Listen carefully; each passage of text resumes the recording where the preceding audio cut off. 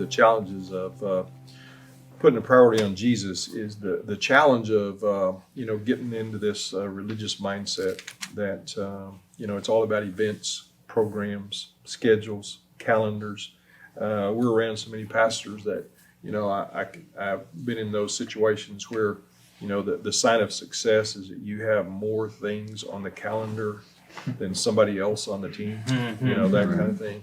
And if we're not careful, we end up what we call measuring the wrong things. Right. Scott, you talked about that. If we're measuring the wrong things, you're going to end up missing the priority of Jesus.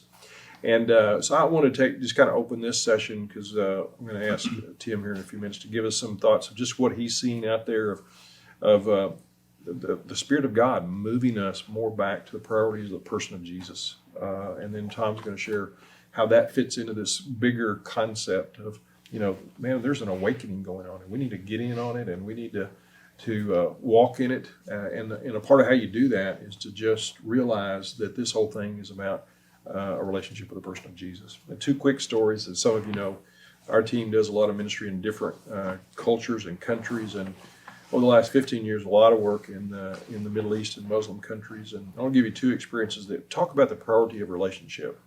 I had the opportunity to lecture in a number of different Middle East countries and in academic settings. And I can remember in that part of the world, you can easily talk about, we were created to relate to God and other people.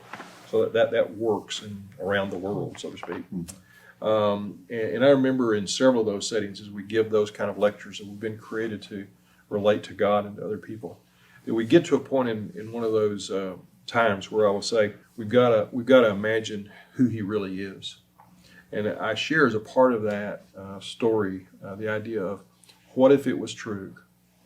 What if it was true that when you woke up in the morning, the real God was looking down and He was excited that you were awake, and He was looking forward to loving you. Mm-hmm. And I have seen grown men just begin to weep. Mm-hmm. Doesn't matter how fanatical their garb was. Mm-hmm. It doesn't matter how much their past religious quote-unquote teaching was. Mm-hmm. Just the thought that you mean to tell me there might be a God who I can relate to. That's right. See, I think that's what we're talking about, the importance of relationships. One other little quick story from the Middle East. I had a young man who had come to follow Jesus from that background, and he was about to go up, actually in the region of Nazareth. He was engaged to a young lady, and he wasn't going to be able to stay in his fiance's home because his fiance's family had hoped that she would marry someone of a different background.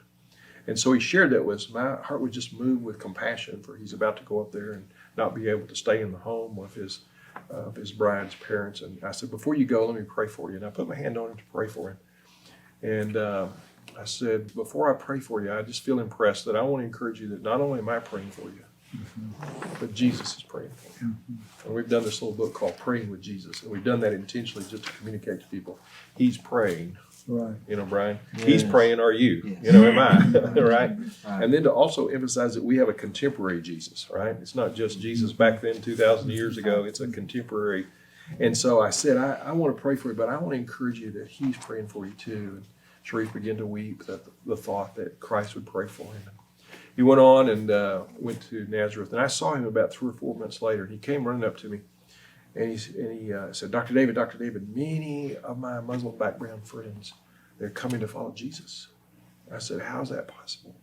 And he pulls out this little business card, and he's gotten off the internet a picture of Jesus on his knees praying, probably off a Gethsemane picture. Mm-hmm. He's got this little picture of Jesus on his knees praying. Mm-hmm. And the card says, you pray 5 times a day, but my God prays for me. Ask me how. Oh my! And he's talking about a praying Jesus.